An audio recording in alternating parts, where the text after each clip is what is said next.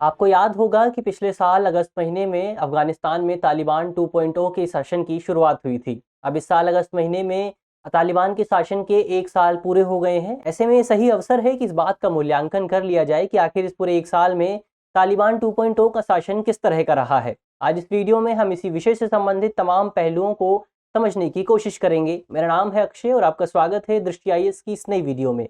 Video शुरू करते हैं और सबसे पहले वीडियो की रूपरेखा को समझ लेते हैं, यानी इन बिंदुओं की बात कर लेते हैं जिनके माध्यम से हम अपनी चर्चा को आगे बढ़ाएंगे। तो वीडियो में सबसे पहले हम न्यूज़ यानी खबर की बात करेंगे। इसके बाद जानेंगे कि आखिर तालिबान कौन है, किस तरह इस तालिबान की संरचना क्या है, उस पर बात करेंगे। और साथ ही अफगानिस्तान में तालिबान की वापसी किस तरह से हुई है, उस वापसी को भी समझने की कोशिश करेंगे। इसके अलावा तालिबान 2.0 के शासन के बाद से क्या बदला है और क्या परिवर्तन नहीं देखने को मिले हैं, उन पर भी बात करेंगे। तालिबान 2.0 का शासन किस तरह का रहा है, क्या क्या नीतियों में परिवर्तन हुआ है, उसको समझेंगे। भारत की उस पूरे विषय को लेकर क्या नीति रही है, तालिबान 2.0 को लेकर भारत की क्या नीति रही है, उसको भी समझेंगे। अंत में निष्कर्ष की बात करेंगे और एक प्रश्न पर भी चर्चा करेंगे। प्रश्न प्रीलिम्स का है और एक मेंस का भी प्रश्न है, आप कमेंट बॉक्स में इसका जवाब दे सकते हैं। आज का जो पूरा वीडियो है वो सामान्य अध्ययन प्रश्न पत्र 2 से संबंधित है। आप इसे अंतर्राष्ट्रीय संबंध, भारत और इसके पड़ोसी जैसे खंडों से जोड़कर देख सकते हैं। वीडियो शुरू करते हैं और सबसे पहले आज की हमारी न्यूज़ देख लेते हैं। आज की हमारी जो खबर है वो इंडियन एक्सप्रेस के एक्सप्लेन्ड सेक्शन से है। हमारी खबर है 1 ईयर ऑफ तालिबान 2.0, यानी हमने पहले ही बात की, इस साल अगस्त महीने में 15 अगस्त को तालिबान के शासन का 1 साल पूरा हो गया है। तालिबान 2.0 के शासन का 1 साल पूरा हो गया है। ऐसे में तालिबान 2.0 के शासन में किस तरह की नीतियां बनाई गई, शासन में किस तरह के परिवर्तन देखने को मिले, इस पूरी खबर में इसी विषय को लेकर बात की गई है।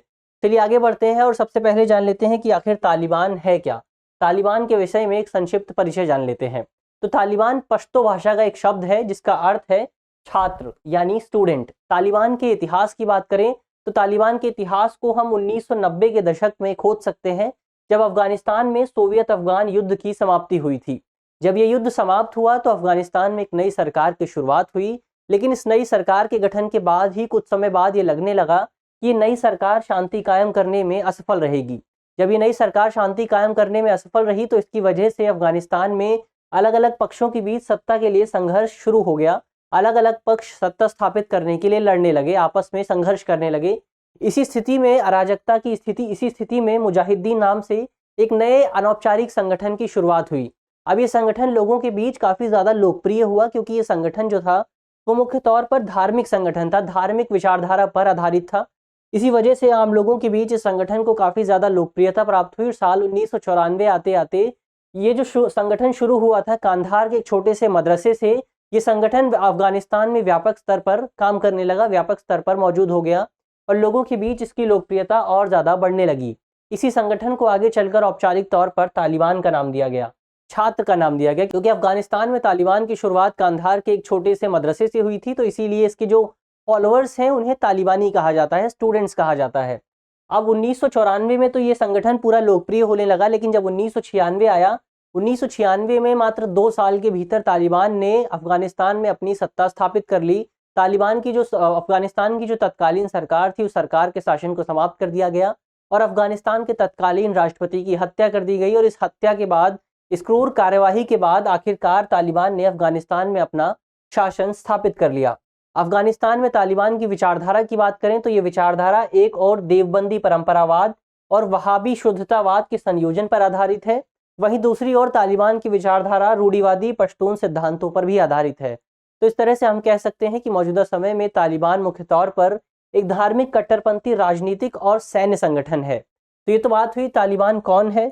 इसके अलावा तालिबान का जब 1996 में तालिबान पहली बार सत्ता में आया अफगानिस्तान की तत्कालीन सरकार को हटाकर, उसी समय अब तालिबान का असली चेहरा भी हमारे सामने आया। अफगानिस्तान में उसी के साथ ही एक क्रूर दमनकारी शासन की भी शुरुआत हुई।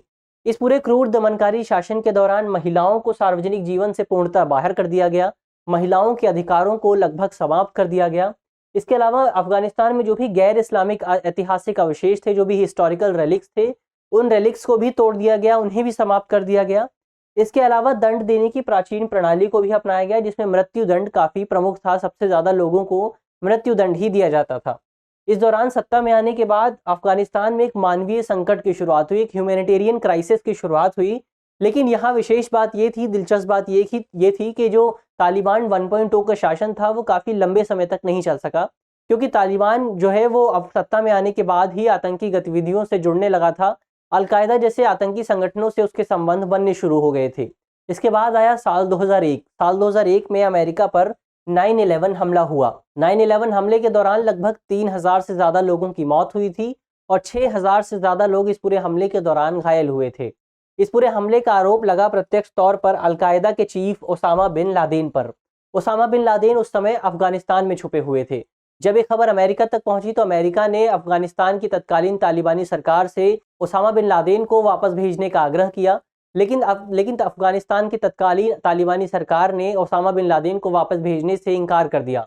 जब अफगानिस्तान की सरकार ने इनकार कर दिया तो इसके बाद अमेरिका ने तालिबान पर और अफगानिस्तान की सरकार पर एक कार्यवाही शुरू की, एक मिलिट्री ऑपरेशन शुरू किया गया और इसी मिलिट्री ऑपरेशन के बाद कुछ ही समय में अफगानिस्तान से तालिबान की सत्ता को समाप्त कर दिया गया। तो इस तरह से अफगानिस्तान में तालिबान की शुरू किस तरह से हुई और ख़त्म किस तरह से हुई, हमने उस पर बात की। अब यहाँ सवाल उठता है कि जब 2001 के बाद अफगानिस्तान में तालिबान का शासन समाप्त हो गया था तो आखिर ये शासन दोबारा से शुरू किस तरह से हुआ। तो हमने पहले ही बात की कि अमेरिकी और नाटो सेना से हारने के बाद 2001 के बाद अफगानिस्तान में तालिबान का शासन लगभग समाप्त हो गया था। लेकिन इस शासन की समाप्ति के बावजूद अफगानिस्तान में समय के साथ तालिबान में एक बार फिर से एकजुटता आने लगी और ये तालिबान जो संगठन था वो आम लोगों के बीच एक बार फिर से लोकप्रिय होने लगा। साल 2013 में तालिबान के संस्थापक मुल्ला मोहम्मद ओमार की मृत्यु हो गई, लेकिन उनकी मृत्यु के बावजूद भी अफगानिस्तान में तालिबान की लोकप्रियता कम नहीं हुई।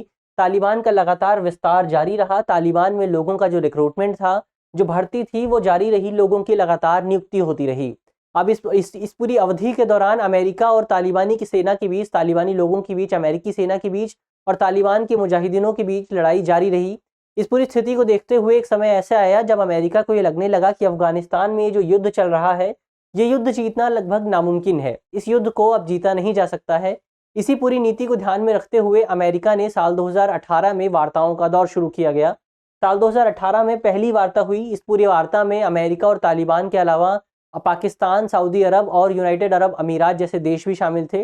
लेकिन साल 2018 की ये जो वार्ता थी ये पूर्णतः असफल रही और किसी भी तरह का निर्णय नहीं लिया जा सका। इसके बाद आया साल 2020। साल 2020 में एक बार फिर से वार्ताएं शुरू हुई और साल 2020 की जो वार्ता थी वो जाहिर तौर पर सफल मानी गई, क्योंकि इस वार्ता के दौरान दोनों पक्षों ने एक समझौते पर हस्ताक्षर किए। इस समझौते के परिणाम स्वरूप अमेरिका अपनी सेना को वापस लेने के लिए राजी हो गया और इसके बदले में तालिबान ने आतंकी गतिविधियों को अपना समर्थन न देने की प्रतिबद्धता जाहिर की। इस पूरे समझौते के बाद अगस्त 2021 में अमेरिका ने अपनी सेना को वापस बुला लिया और यहीं से 15 अगस्त 2021 को अफगानिस्तान में तालिबान के 2.0 के शासन की शुरुआत हुई। ये तो बात हुई किस तरह से अफगानिस्तान में तालिबान का शासन शुरू हुआ।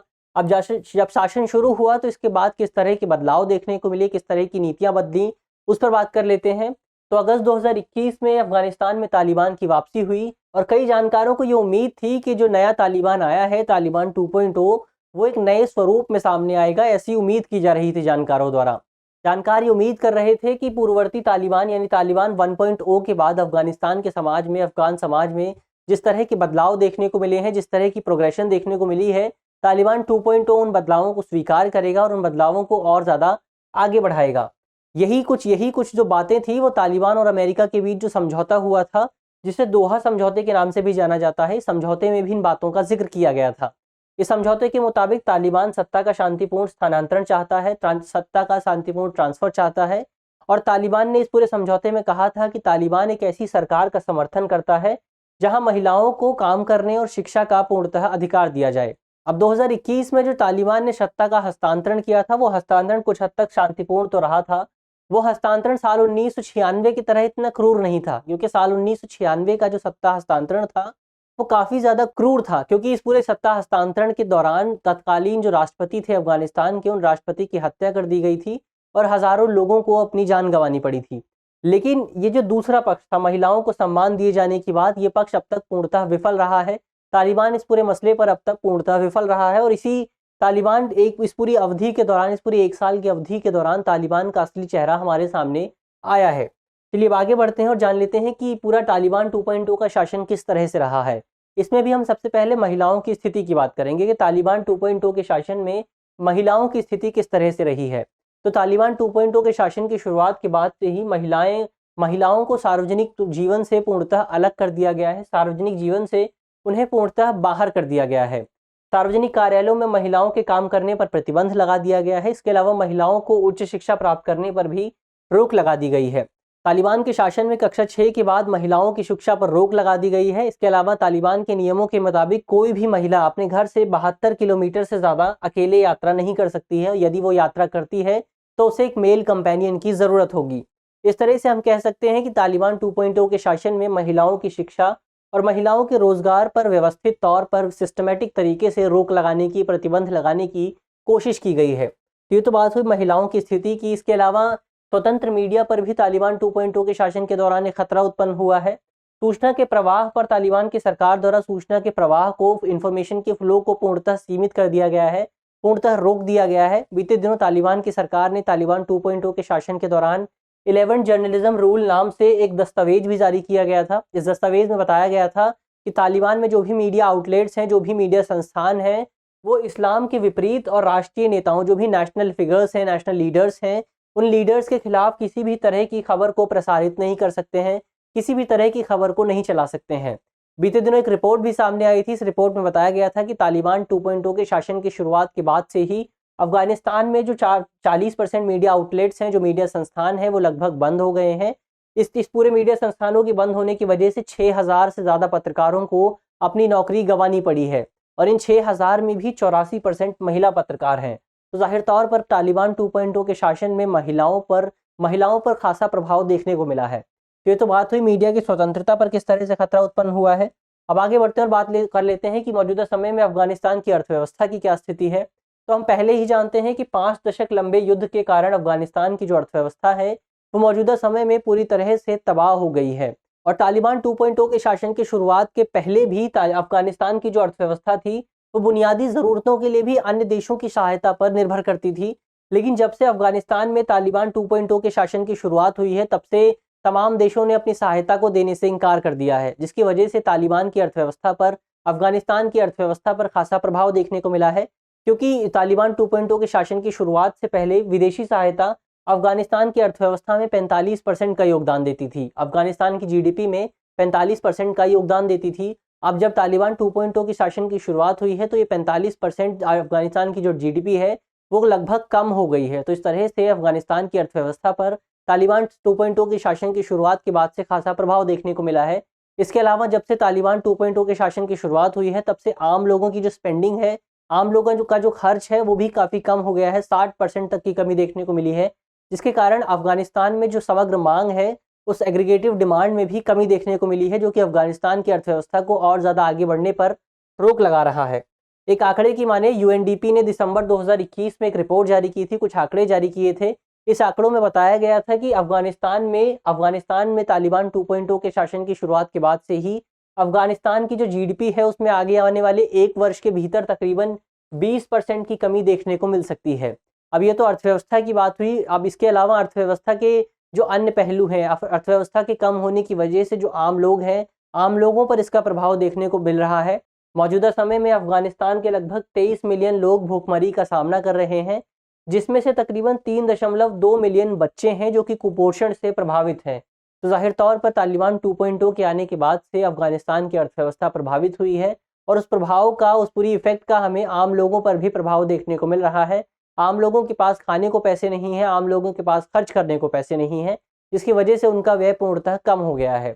इसके बाद अन्य देशों के साथ तालिबान के किस तरह से राजनयिक संबंध रहे हैं उनकी बात कर लेते हैं। तो सत्ता में आने के बाद से ही तालिबान को ये महसूस हो गया था लंबे समय तक शासन करने के लिए अन्य देशों के साथ संबंध बनाए रखना काफ़ी ज़रूरी है। इसी नीति का पालन करते हुए तालिबान 2.0 की सरकार ने अन्य देशों में अपने नेताओं को भेजना शुरू किया था। अब समय के साथ ये पता चल रहा है कि तालिबान की जो नीति रही थी, ये रणनीति कुछ हद तक सफल साबित हुई है, क्योंकि कई देशों ने, मुख्य तौर पर चीन, पाकिस्तान, रूस और ईरान जैसे देशों ने अफगानिस्तान की सरकार को अनौपचारिक तौर पर मान्यता दे दी है, तालिबान की सरकार को अनौपचारिक तौर पर मान्यता दे दी है। इसके अलावा भारत और कई पश्चिमी देशों, खासतौर पर यूरोपीय देशों ने भी तालिबान की सरकार के साथ कुछ वार्ताएं शुरू कर दी हैं। तो इस तरह से हम कह सकते हैं कि तालिबान 2.0 की जो सरकार है वो राजनयिक मसलों में, राजनयिक मामलों में तालिबान 1.0 की सरकार से काफ़ी ज़्यादा बेहतर है। इसके अलावा आतंकी संगठनों से संबंध होने के भी आरोप लगाए जा रहे हैं तालिबान 2.0 की सरकार पर। हम जानते हैं कि तालिबान 2.1 के अलकायदा के साथ स्पष्ट तौर पर संबंध थे और इन्हीं वजहों से, इन्हीं संबंधों के कारण अमेरिका की सरकार ने तालिबान पर हमला किया था। लेकिन अब जब से तालिबान 2.0 सत्ता में आया था, तब से तालिबान 2.0 द्वारा खुद को आतंकियों से अलग करने का नाटक किया जा रहा था, ढोंग किया जा रहा था। लेकिन बीते दिनों ये नाटक समाप्त हो गया जब अमेरिका की सेना द्वारा अब अलकायदा के तत्कालीन एक बड़े नेता अयमान अल जवाहिरी पर काबुल में हमला किया गया। यानी उस समय वो अफगानिस्तान में मौजूद थे।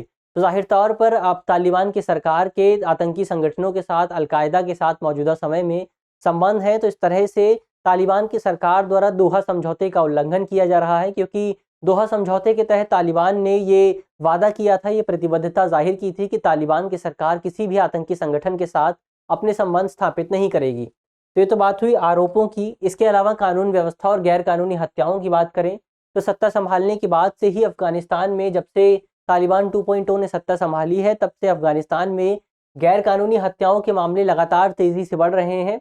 और इन हत्याओं में भी मुख्य तौर पर उन लोगों को टारगेट किया जा रहा है जो अफगानिस्तान की सेना में शामिल थे पहले, या फिर अफगानिस्तान के खुफिया विभाग में शामिल थे, या फिर वो अनौपचारिक तौर पर अमेरिकी सेना की मदद कर रहे थे। इन लोगों को मुख्य तौर पर मौजूदा समय में अफगानिस्तान की सेना द्वारा, अफगानिस्तान में तालिबान की सरकार द्वारा टारगेट किया जा रहा है।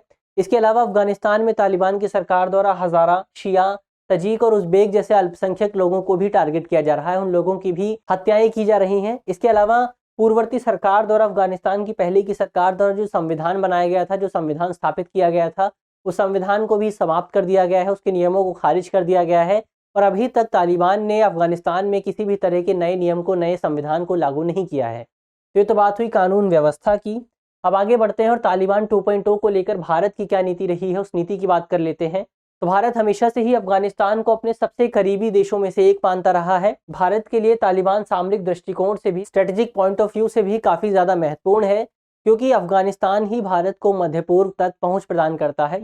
यानी अगर भारत मिडल ईस्ट तक जाना चाहता है, मध्य पूर्व तक जाना चाहता है, तो इसके लिए भारत को अफगानिस्तान की ज़रूरत पड़ेगी। तो इस तरह से हम कह सकते हैं कि अफगानिस्तान मौजूदा समय में भारत के लिए काफ़ी ज़्यादा महत्वपूर्ण है। इसके अलावा दोनों देशों के जो संबंध रहे हैं वो भी पिछले कुछ समय से काफ़ी अच्छे रहे हैं। जब से अफगानिस्तान में एक नई सरकार की शुरुआत हुई थी, तालिबान जब से ख़त्म हुआ था, तब से भारत और अफगानिस्तान के संबंध जो हैं काफ़ी बेहतर रहे थे। लेकिन जब से अफगानिस्तान में तालिबान 2.0 की शासन की शुरुआत हुई है, तब से जैसी ही शासन की शुरुआत हुई थी अगस्त महीने में, उसके 2 दिन बाद ही, यानी 17 अगस्त को ही भारत ने अपने दूतावास को, अपनी एम्बेसी को बंद कर दिया था। हालांकि इसके बाद इस वर्ष एम्बेसी को दोबारा खोल दिया गया था, इस दूतावास को दोबारा खोल दिया गया था। भारत हमेशा से ये स्पष्ट करता रहा है, जब से अफगानिस्तान में तालिबान 2.0 की शुरुआत हुई है, भारत ने स्पष्ट किया है कि भारत और अफगानिस्तान के जो संबंध हैं, वो संबंध मुख्य तौर पर पीपल टू पीपल संबंधों पर आधारित हैं, पीपल टू पीपल रिलेशंस पर आधारित हैं। और सरकार की जो इसमें भूमिका है, वो भूमिका काफ़ी कम है। यानी सरकार के परिवर्तन का दोनों देशों के संबंधों पर ज़्यादा प्रभाव नहीं देखने को मिल सकता है। इसका एक कारण ये भी है कि साल 2002 से साल 2021 तक भारत सरकार द्वारा अब तक अफगानिस्तान में $4 बिलियन से ज़्यादा की निवेश किया गया है। भारत सरकार ने ये निवेश मुख्य तौर पर राजमार्ग के निर्माण में, अस्पताल, संसद भवन, ग्रामीण स्कूल और बिजली ट्रांसमिशन लाइनों के निर्माण में किया है। तो इस तरह से भारत ने अफगानिस्तान में बहुत ज़्यादा निवेश किया हुआ है और भारत के लिए इस निवेश की सुरक्षा करना भी काफ़ी ज़्यादा महत्वपूर्ण है। और इसी पूरी सुरक्षा को ध्यान में रखते हुए भारत ने अपनी नीति का भी निर्माण किया है। इस पूरी नीति के तहत भारत के लिए मौजूदा समय में तालिबान के साथ, अफगानिस्तान के साथ अपने संबंधों को बनाए रखना काफ़ी ज़रूरी है। और यही वजह है कि तालिबान 2.0 के शासन में आने के बाद से भी भारत द्वारा तालिबान को अफगानिस्तान के आम लोगों को आर्थिक सहायता प्रदान की जा रही है। इसके अलावा कई अन्य तरह के उपकरण भी प्रदान किए गए थे। बीते दिनों भारत सरकार ने अफगानिस्तान के आम लोगों के लिए कपड़े दान दिए थे। इसके अलावा कोविड वैक्सीन भी प्रदान की गई थी और कुछ मानवीय सहायता भी दी गई थी। ये तो बात हुई तालिबान 2.0 को लेकर भारत की क्या नीति रही है। अब अंत में निष्कर्ष की बात कर लेते हैं। निष्कर्ष के तौर पर हम तालिबान 2.0 को शासन के किस तरह से देख सकते हैं, उसको समझ लेते हैं। तो तालिबान की सरकार द्वारा कहा जा रहा है कि तालिबान 2.0 के सत्ता में आने के बाद से ही तालिबान ने कुछ परिवर्तन के प्रयास किए हैं। हालांकि जानकार कह रहे हैं कि ये जो प्रयास है, ये मुख्य तौर पर केवल मीडिया आउटलेट्स और सोशल मीडिया तक ही सीमित है। तालिबान केवल अंतर्राष्ट्रीय स्तर पर अपनी छवि को चमकाने की कोशिश कर रहा है, अपनी गुडविल को बढ़ाने की कोशिश कर रहा है और ज़मीनी स्तर पर अभी तक इन परिवर्तनों को लागू नहीं किया है। इसके अलावा तालिबान ने सत्ता में आने से पहले शांति बनाए रखने और महिलाओं का सम्मान करने का वादा किया था, लेकिन मौजूदा समय में ऐसा नज़र आ रहा है कि ये वादा केवल वादा ही बनकर रह गया है और अभी तक इसे पूरा करने की कोई भी कोशिश नहीं की गई है। मौजूदा समय में अफगानिस्तान में मानवाधिकारों और महिलाओं के अधिकारों का व्यवस्थित उल्लंघन देखने को मिल रहा है। तो ये तो बात हुई मौजूदा समय में तालिबान 2.0 का शासन पिछले एक साल में किस तरह का रहा है। चलिए अब आगे अंत में एक सवाल की बात कर लेते हैं। आपको कमेंट बॉक्स में बताना है कि डोरेंड रेखा किन दो देशों के बीच सीमा का निर्धारण करती है। इसके अलावा मेंस के स्तर पर आप बता सकते हैं कि तालिबान 2.0 के शासन की शुरुआत के बाद से भारत और अफगानिस्तान के संबंधों पर क्या प्रभाव देखने को मिला है। आपको इस कथन की समीक्षा करनी है। मुझे आशा है कि इस वीडियो के माध्यम से जिन भी बिंदुओं की चर्चा की गई है वो आपको समझ में आएंगी और अगर आपके प्रश्न पत्र में इससे संबंधित कोई भी सवाल आता है तो आप उसे आसानी से हल कर सकेंगे। इस तरह की अन्य वीडियो देखने के लिए आप हमारे चैनल को भी सब्सक्राइब कर सकते हैं। धन्यवाद।